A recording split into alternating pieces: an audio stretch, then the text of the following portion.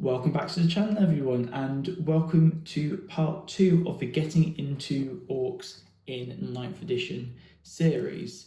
So in part 1 we looked at the start collecting box sets, the units that you get in that box and what you can do with them, but also the purchases I would recommend doing next to get yourself playing combat patrol games and really immersing yourself in the way the Orcs play. So today we're going to continue on from the combat patrol games and look at moving into 1,000-point games. The 1,000 points, or as they're called in 9th edition, incursion games.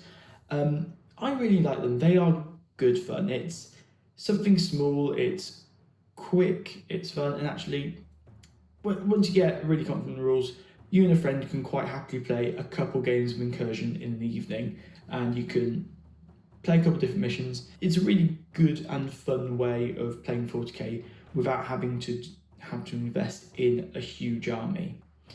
So if we remind ourselves of what's in the start collecting box sets, we get the we'll put them here. We get the Pain Boy. You get your 10 Orc Boys. Well, you get 11 Orc Boys, but you might as well have 9, and then you use one of the Orc Knobs from the Orc Knobs kit to create yourself your sergeant, and then finally you get a Death Dread.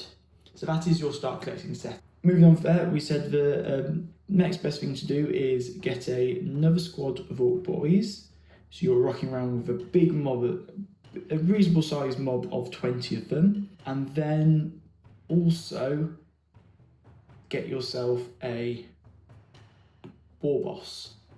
Now the reason for the War Boss is because unfortunately the start collecting box does not come with a HQ character. And you need an HQ character to play your missions in 40k. We'll take a look into the Codex, see what I was looking for when I built my 1,000-point Orc list, and I'll also give you a couple extra hobby tips on how to acquire the units and reasonings for them. So once again, if we go into the rules, there it is. So Goths. Their clan culture is called no mucking about. So every time I roll an unmodified hit roll of 6 for an attack with a melee weapon, so I get an additional attack.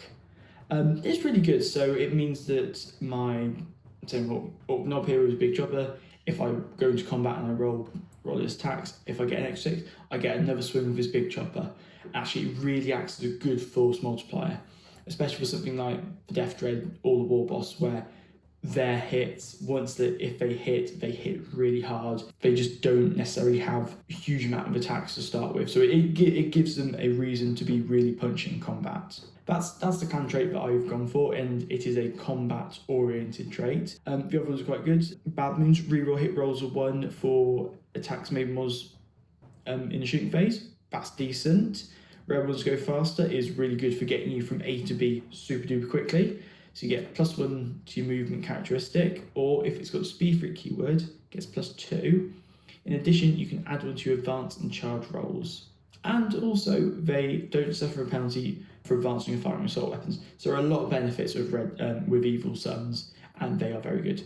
Death Skulls get an additional reroll, and all infantry units get this is ours, Sargoth. So that's the objective score keyword, which is really good for objectives, which are really important in 9th. So looking at that, I wanted in my army, as I said in the previous video, my idea for how I wanted to play my Orc army was to have a bunch of Orc Boys, like this picture here. If I just put it that way, like this picture here, it is a bunch of Orc Boys all across. Got the War Boss at the front, and then you've got a couple stompy mech suits in the background, and that's how I wanted my army to be. And so far on the channel, it has been really successful.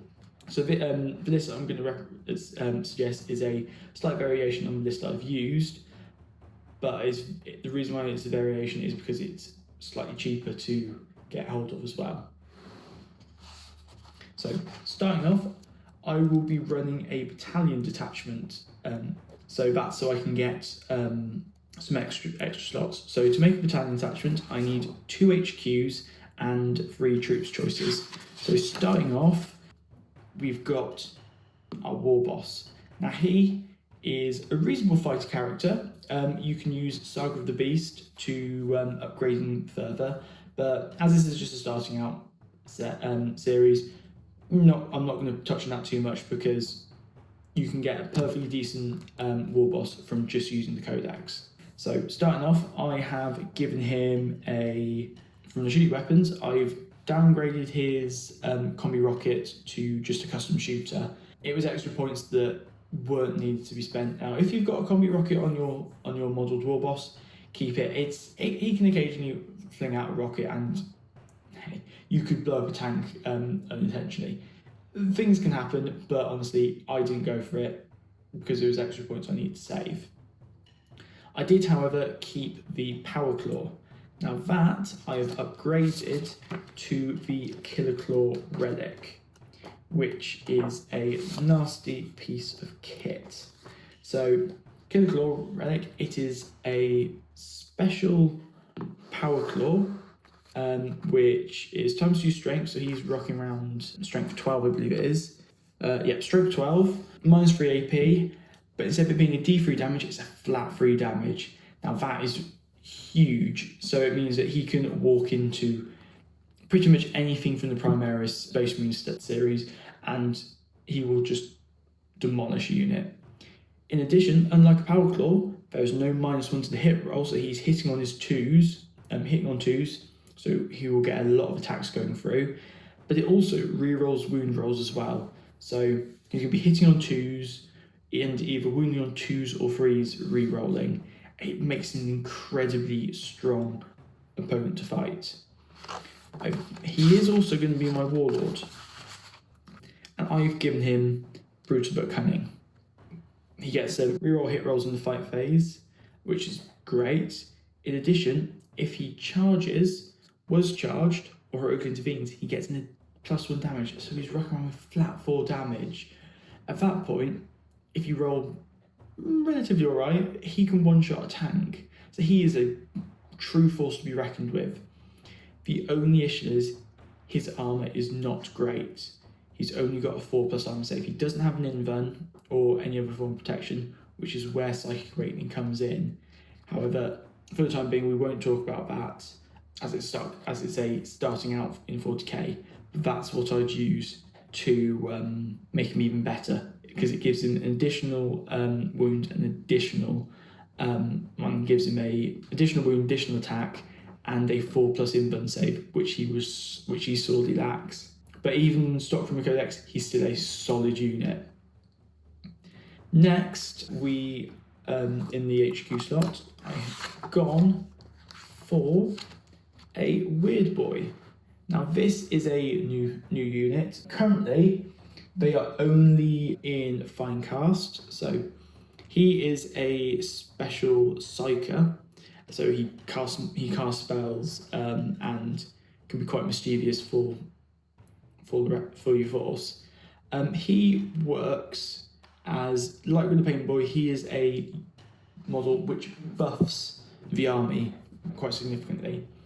So quite often from the book, I spend a command point on him, because as a unit, you're not taking him for his combat punch, though he can sort of hold his own in combat, but he's got 6 up save, so he will die quite easily. But you take him for the psychic powers you can do. Now, if you're starting out, getting a Weird Boy is a great way of just introducing yourself to another phase of the game. He can do standard smite, which pretty much all other factions can do, but spend a command point on him to make him a warp head. Now that means he knows and can cast an extra psychic power. And the psychic powers I've gone for are Warpath, which is Watch Charge value of 7, and I select a friendly Orc unit with an 18, and I give that unit +1 attack. So giving that to your Orc Boys, suddenly they're rocking with a boatload of attacks. it's a very good power to go for. The other one I use is to jump. Now this one here is a very good utility one. You can, by once again casting a 7, I select a friendly orc unit and I can deep strike them somewhere on the board. It's an incredibly useful power. You can use it turn 1 to fling your Orc Boys up and hit the enemy when they're not expecting it. Or midway through the game or in the late game, you could teleport a unit of 3 Orc Boys or some Gretchen onto an objective and they can score you some points. So it's a very useful power to have. Now, Raw Charge value of 7. So on 2d6, that's a fairly that's average to get. However, this model comes with a special rule called Barg Energy. Add 1 to the psychic test for every 10 orc models, excluding Gretchen, that win 10 inches of this model to a maximum of 3. So actually, really, to get those powers going off, you only need to roll a 4 on your dice if you've got enough Orc Boys around you. A 4 to a 5, that makes him a very reliable psyker. He does, however, perils the warp on any roll of a 12 plus, not just a 12. So you're playing with fire a little bit, but it's 100% worth it. He is a really useful character to have. Now, troops-wise, I go for 2 units of Orc Boys. Now, both of these are in units of 20, and they're identical. So I've got the unit of 20 that we had from the previous start collecting video with the knob with big chopper. I'll just pop in there, just freeze. 20 Orc Boys, they've got 2 attacks or 3 if you equip them with a struggling chopper, which as Goths I do. So there are 57 attacks there anyway, but they have a special rule called Green Tide. If this unit contains 20 or more models, I can add an additional attack, so they're rocking with 4 attacks if they haven't taken any damage. Now, with units of 20, that rule probably isn't going to come in as much as you'd like, which is where the Weird Boy with Warpath comes in, because you can either buff a unit up to have 5 attacks, for an Orc Boy to have 5 attacks each, which is huge. That will really cause a dent to most infantry units in 1,000 points. That will cause serious problems. Or it can, even if you take, say, an Overwatch casualty or something like that, you've still got a nice chunk of attacks to cause some damage. In terms of equipment, you could take some special weapons. I've been toying around with including 2 rocket launchers in each unit. That works. The other option is to take 5 more Orc Boys. So once again, makes it much easier to get that to get on the 20 mark. Either or, it's 6 1 half dozen the other. If you want to do 5 more Orc Boys, you will have to buy another box of Orcs to do it. But Orcs are a horde army, and it's not money that will be going to waste in the long run of the game. In terms of weapons, I've just given my knob as usual big chopper. The power claw is also really good, but at 5 points, it's a nice upgrade. So there's 1 unit of 25. There's also another unit of 25. I kit out identically. So with the knob, with the big chopper, and 25 bare bones Orc Boys. Now, main issue is how do you get hold of so many Orc Boys? You could buy the kit as it comes from GW or your local hobby shop. That's an option. You could also, once again, like with the War Boss, look into eBay. Now, quite a few of these scattered in here are from the Assault and Black Reach set. So these are where these 2 orcs with big shooters come from. They're 9 out of 10. I don't run with big shooters. There are some points to play around with, but I'm not too fussed about their shooting. So the Assault and Black Reach set, there was a unit of 20 Orc Boys in that set. If you see them kicking around, they're literally just monopose. They're this one here, so that you get a separate piece for this arm, separate head. You just stick them on together and chuck them on the base. So yeah, that's an easy way of getting hold of Orc Boys, is looking on eBay, and there might be someone selling a lot for reasonably cheap. If you can't find it, or the stuff on eBay is going for too much, then the GW route is probably the best route to go. Now, that's only 2 troops choices, so what do I do about my 3rd troops choice? Honestly, there's 2 ways of going about it. I could have split up one of the Orc Boy squads into a squad of 10 and then mobbed them together in the game. However, I have gone for a plucky squad of Gretchen. Now, they are incredibly expensive in the thanks to the Immune Torn Field Manual. They're now 5 points each, and their statistics are nothing to be desired. They're pretty rubbish, apart from they do a job which the Orc Army needs, which is low threat objective holding. And as an infantry unit, they can do actions and secure those objectives for your friends. So we just have a quick look at this little lucky fella holding his stick bomb and clearly loving life. So yeah, they are a fun unit, and the models, they're reasonably old, but they're still really characterful. So this here is pretty much, this is the bulk of your army. Getting hold of the Orc Boys will be the biggest challenge of them all. So you can either get another 2 to 3 boxes of Orc Boys as they come, or, which would be the method I would do, is go on to your usual online auction site and see if you can pick up a good deal. There'll be someone who's offloading an army or something like that, and actually you can pick up some nice bargains there. Continuing on, we then move into heavy support. We've got our Death Dread from our previous Start Collecting box, from the previous episode. So those 2 running together work like an absolute dream. I love running the Death Dreads. They exemplify the Orky culture really well. Big stompy robots, mech suits that run up and just cause havoc. Barring the Gretchen and the extra Orc Boys, this is all coming from those 2 Start Collecting boxes that you bought when you were getting into Orcs initially. These 2 here can be taken as a single choice.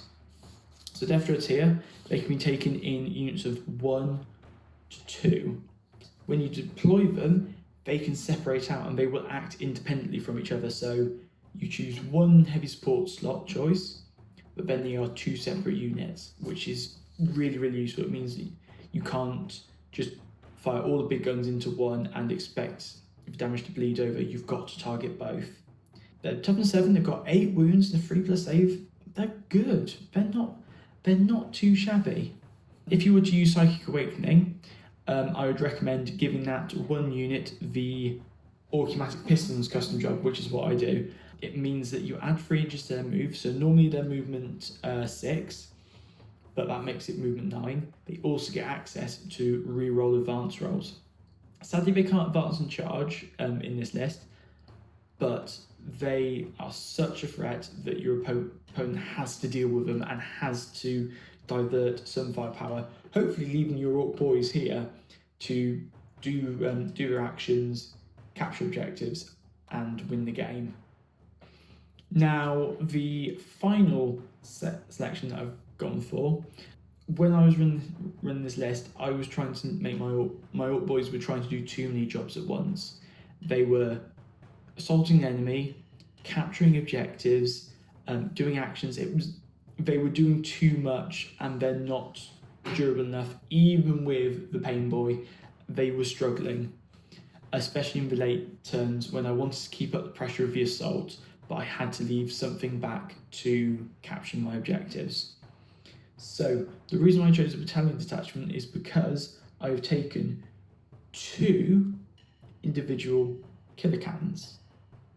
Now these killer cannons here, Movement 6, they're toughness 5 with 5 wounds and a 3 up save. They are brilliant for objective capping, like with Imperial Guard Sentinels, and there are plenty of other options throughout the factions. They're relatively tough, but they're not actually that high priority. This here is the priority because that's all barreling towards you at 90 miles an hour. These killer cans here are quite happy just to waddle up, sit in some objectives, and just score point after point after point. And I've used them in the incursion games, and I've frustrated Tom and Toby quite a bit when they need to kill the killer cans, but there's so much else they've already got to deal with that they just can't divert the firepower into these, or if they do, it's not enough to kill them. The reason why I take them in 2 separate units is A, it gives me more flexibility, they can capture sector objectives. Also, the leadership of a killer can is only 6. So should you lose one, there is a very good chance that you might lose the other because to morale.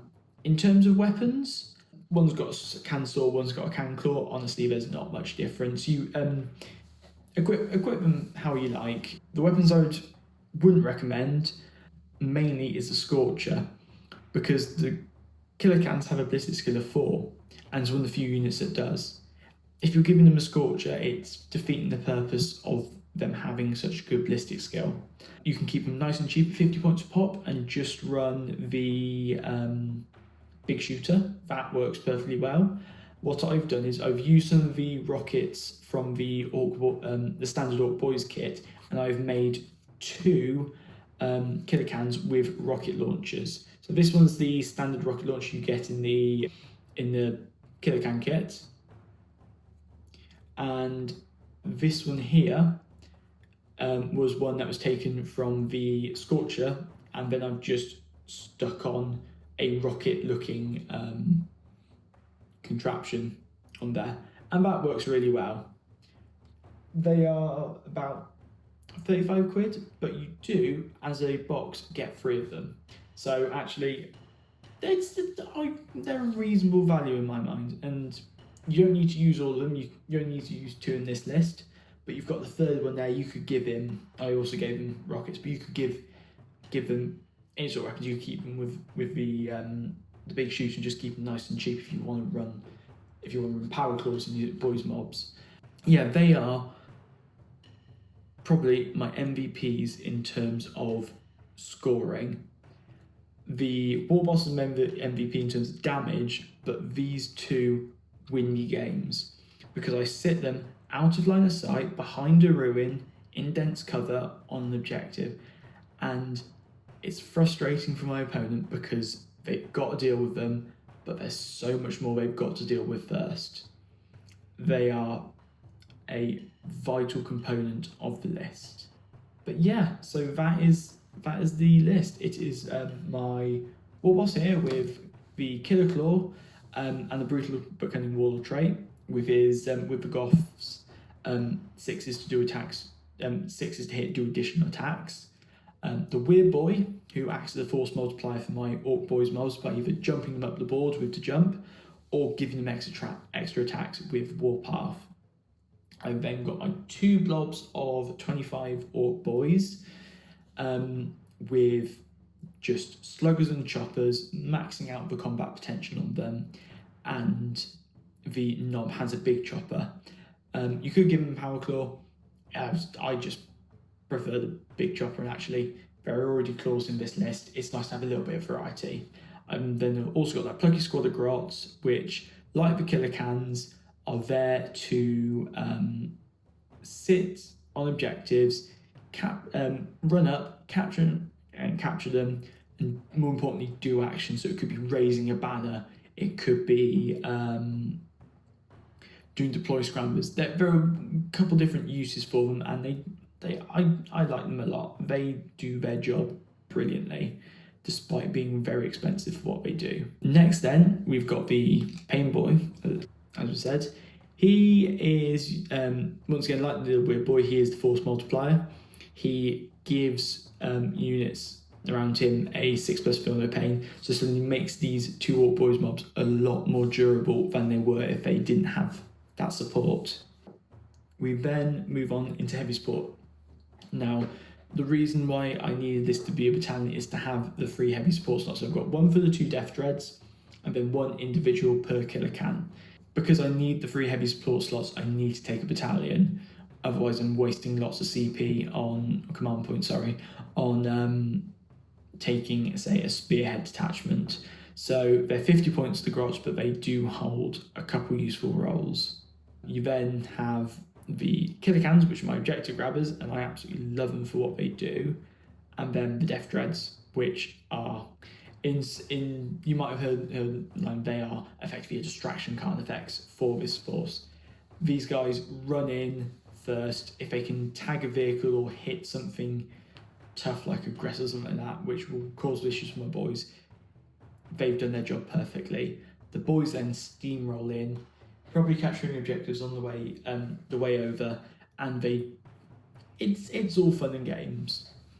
In terms of secondaries, because at 1,000 points you are starting to look at secondaries, I would always go for some sort of action-based objective, whether that was raise the banners is actually quite a good one. If you're running a fast army, it can be a bit iffy because they can go in and take on the objectives, but quite often I use the Gretchen to sit on the home objectives and raise the banner, and that then gets guarded by 1 of the 2 killer cans. They can then run off and do another raised banner, or if I've jumped 1 squad of Orc Boys, the squad that's been left behind with the Weird Boy can also do an action and raise another banner. So whilst the goal of the army is to get into combat, there are jobs that this force can do whilst they're in combat.